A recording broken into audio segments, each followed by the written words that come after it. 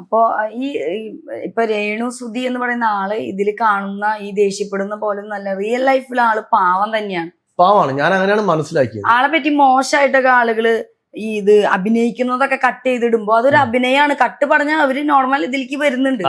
അത് ആളുകൾ മനസ്സിലാക്കാതെ തന്നെയാണ് അവരെ പറ്റി മോശമായി പറയുന്നത്. ആയിരിക്കാം. എന്താ വെച്ചാലും എന്നെ സംബന്ധിച്ച് ഞാൻ മനസ്സിലാക്കിയ അവരൊരു പാവം സ്ത്രീയാണ്. അവര് ഇങ്ങനെ ഈ ഷോർട്ട് ഫിലിം സിനിമയൊക്കെ ചെയ്തിട്ടാണ് അവർ ജീവിച്ചു പോകുന്നത്. ഇതിനാണ് ഇപ്പൊ ഒരാളെ വെറുതെ. അതെ, ഇപ്പൊ ദാസേട്ടന് ഇവരുടെ കൂടെ അഭിനയിക്കുമ്പോ നെഗറ്റീവ് വരുന്നു എന്ന് വിചാരിച്ച് നാളെ ഇനിയും മാർക്ക് കിട്ടിയ ഞാൻ അവരുടെ കൂടെ അങ്ങനെയൊന്നുമില്ല. ഞാൻ പറഞ്ഞത് രേണു നെഗറ്റീവിനോട് പ്രതികരിക്കുന്നുണ്ട്. അപ്പൊ പ്രതികരണ ശേഷി കൂടുന്ന സമയത്ത് തിരിച്ച് അവരെ ഭാഗത്ത് കൂടുതൽ അറ്റാക്ക് ഉണ്ടാവും. അപ്പൊ രേണുവിലൂടെ വീഡിയോ ചെയ്യുന്ന സമയത്ത് എനിക്കും നെഗറ്റീവ് കമന്റ് വരും. അതാണ് വരുന്നത്.